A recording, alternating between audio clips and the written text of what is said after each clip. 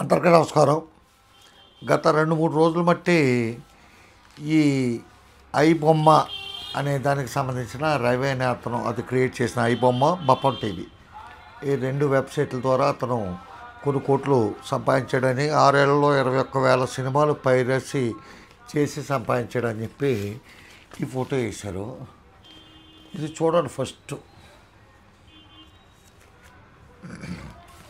అలాగే ఈ ఫోటో కూడా ఉంది. రెండిట్లో మీకు ఒక చిన్న తేడా కనపడుతుంది, నేను చూపించాను అది అని చెప్పి అతను అరెస్ట్ చేశారంట.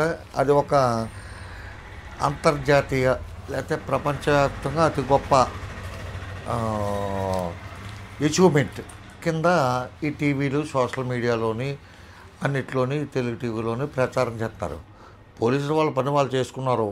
సినీ నిర్మాతలు వచ్చారు, ఏమంటే ఇట్లాగా పైరసీ చేసి మా సినిమాలన్నీ కూడా అతను మా ఆదాయాన్ని డిస్టర్బ్ చేస్తూ ఈ వెబ్సైట్లో పెడుతున్నాడు, ప్రజలు ఫ్రీగా చూసేస్తున్నారు, థియేటర్లకు ఎవరో రావట్లేదు, మా ఓటీటీతో ఎవరో చూడట్లేదు అని చెప్పి వాళ్ళు మొరపెట్టుకున్నారు.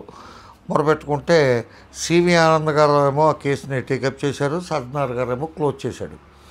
కాకపోతే దీంట్లో మెయిన్ పాత్ర వహించింది సజ్జనార్ అనేది. మొత్తం ఎంటైర్ అన్ని టీముల్లోని ఆయనే పార్టిసిపేట్ చేసి అన్నింటిలోనే ఆయనే ఉండి కూడా చైన్ స్నాచర్ దగ్గర నుంచి అన్నీ ఆయనే పట్టుకోవాలంటే కష్టం కదా. ఆయన ఒక డైరెక్షన్ ఇస్తాడు, దిశానిర్దేశం చేస్తాడు, అలా టీము ఫాలో అవుతుంది.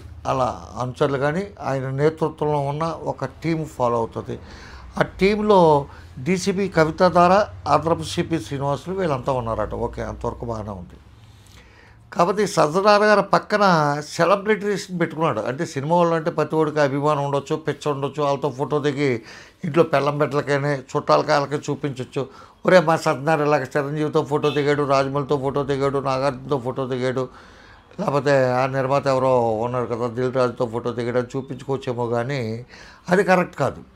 నిజంగా శ్రమపడిన డీసీపీ కవిత గారిని లేకపోతే శ్రీనివాసులు గారిని వాళ్ళిద్దరిని పక్కన కూర్చోబెట్టి వాళ్ళ పక్కన సినిమా వాళ్ళని కూర్చోబెడితే కరెక్టేమో. ఎందుకంటే ఇది పెట్టింది ప్రెస్ కాన్ఫరెన్స్ మీరు కదా.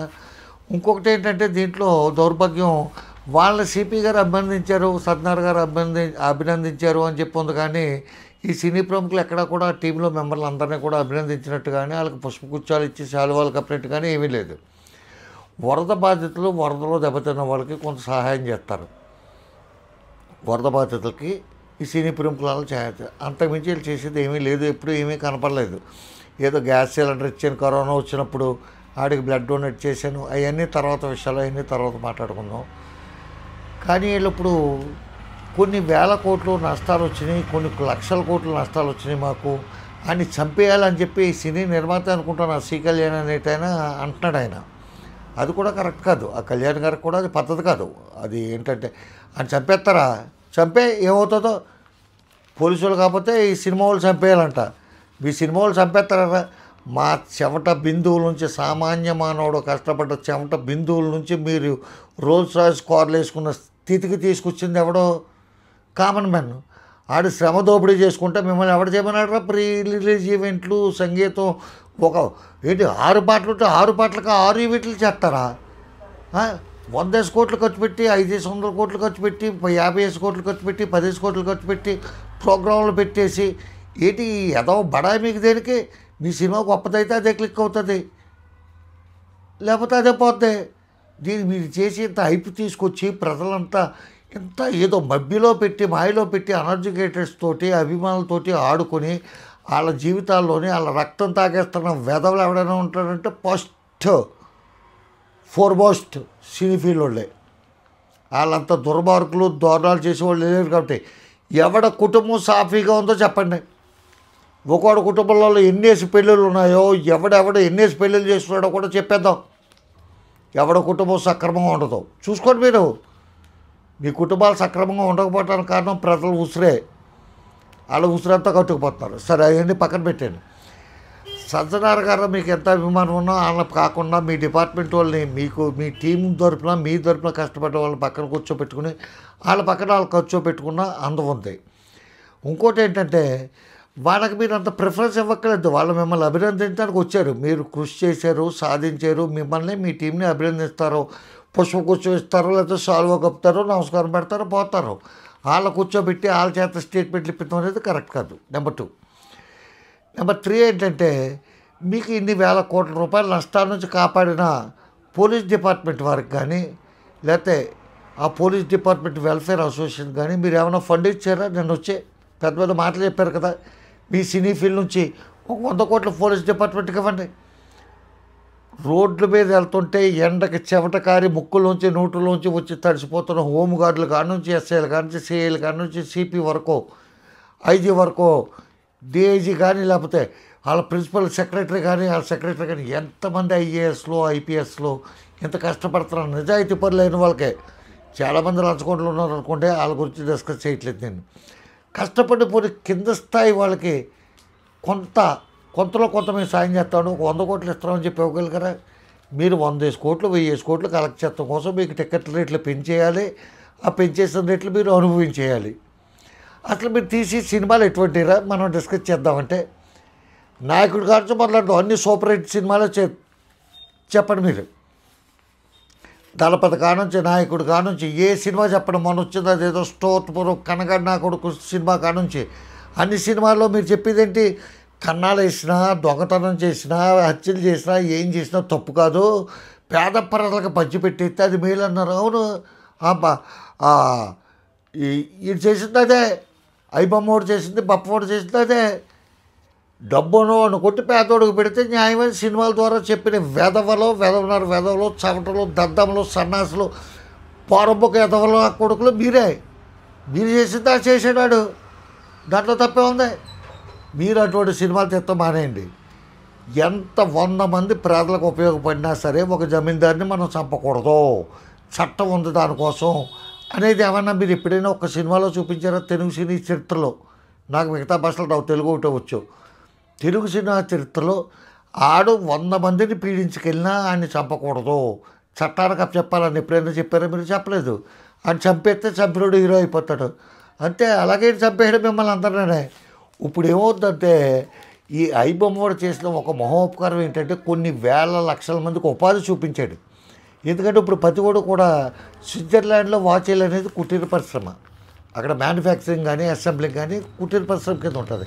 అదేవిధంగా ఇప్పుడు తెలుగు రాష్ట్రాల్లో ఈ ఐబొమ్మ రవి అని పోలీసులు ఏదో విధంగా తప్పుడు దారిలో అంతమొందించకుండా ఉంటే బయటకు వచ్చి కానీ ప్రెస్ కాన్ఫరెన్స్ పెడితే, మొన్న మీ సినీ ఇన్ఫ్లుయెన్సర్స్, సినీ స్టార్లు, మెగాస్టార్లు, సూపర్ స్టార్లు, డబ్బా స్టార్లు, గొట్ట స్టార్లు అని చెప్పుకుని మీరంతా వచ్చి ఎంతమంది పెడితే ఎంతమంది విలేకరులు వచ్చారో అంతకు 100 రెట్ల మంది విలేకరులు వస్తారు. నేను ఈ విధంగా ట్రాప్ చేసి ఈ సినిమాని ఈ విధంగా నేను యూట్యూబ్లో పెట్టాను, లేకపోతే ఈ వెబ్సైట్లో పెట్టాను, లేకపోతే ఇలాగ సోషల్ మీడియాలో పెట్టానని కానీ చెప్తే ప్రతి ఓడు కూడా స్టార్ట్ చేస్తాడు. అది ఇంకోటి ఏంటంటే మొన్నటి వరకు చాలా నిర్లిప్తంగా ఉంది యువత. ఏంటంటే ఐబొమ్మోడు పెడతాడు కదా చూసి ఇచ్చాను. ఇప్పుడు ఐబొమ్మోడు పెట్టడరా బాబు, ఎలాగ మనం సినిమా చూడాలంటే వాళ్ళంతటా నేర్చుకుంటారు, ఇప్పుడు ప్రయత్నం చేస్తారు.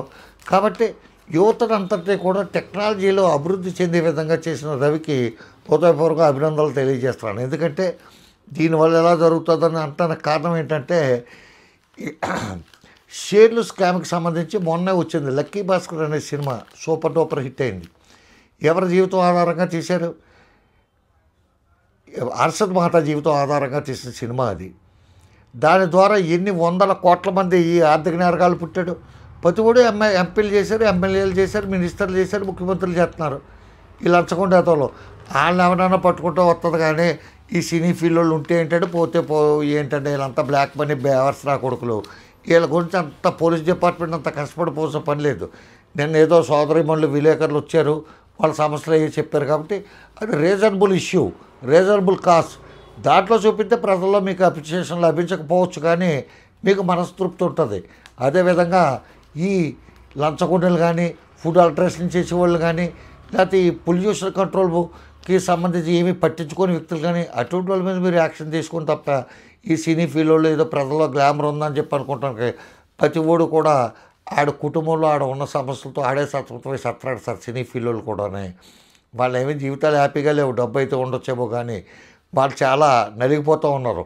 ఈ మెడికల్ మాఫియాని కానీ, అవినీతి లంచుకుంటాను కానీ, పోలీసులు అంటే భయం లేకపోవటం, కోర్టు అంటే గౌరవం లేకపోవటం అనే కార్యక్రమాలు పోవాలంటే మీతో సంస్కరణలు అనేది ముందు మీ డిపార్ట్మెంట్లో ప్రారంభించే సత్యనారాయణ గారు. వ్యవస్థ అంతా చక్కబడుతుంది సార్. అది ఒకసారి చూసుకుంటూ మీరు వీళ్ళకి పక్కన కూర్చోబెట్టుకునే కంటే మీ డిపార్ట్మెంట్ వాళ్ళని పక్కన కూర్చోబెట్టుకుంటే మీకు గౌరవం కలుగుతుంది, కాకీలకి గౌరవం కలుగుతుంది, ఆ ఐపీఎస్ అనే ఆ స్టేటస్కి గౌరవం కలుగుతుంది. అని 7th క్లాస్ ఫెయిల్ అయిపోయిన నుండి 8th క్లాస్ ఫెయిల్ అయిపోయిన నుండి ఆడికి ఏదో బాగా చీప్ మెంటాలిటీ ఉండి సమాజం గురించి, సంఘం గురించి, సొసైటీ గురించి, న్యాయం గురించి, ధర్మం గురించి, కాన్స్టిట్యూషన్ గురించి ఏమీ తెలియని వ్యక్తులు అభిమానించే ఈ సెలబ్రిటీస్ పక్కన ఉండడం వల్ల మీకేం గౌరవం లేదు సార్. ఉంటాను. నమస్కారం. రామోజీరావు. జై హింద్.